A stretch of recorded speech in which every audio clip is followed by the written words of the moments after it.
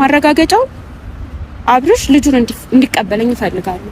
ምን ማለት ነው? ማለት ከሰሰች መሄድ ካለብኝ አሁንም እሄዳለሁ።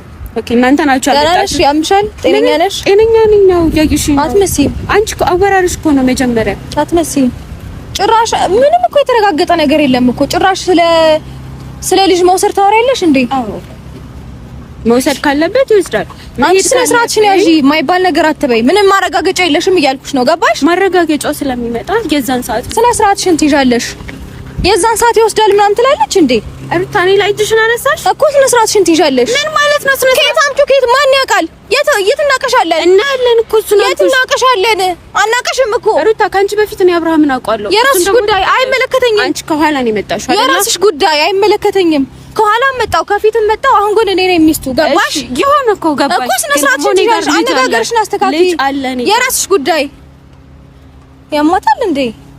አታበሳጭኝ፣ አታናጅኝ። የማየው ነገር ውስጥ አትክተሽኝ።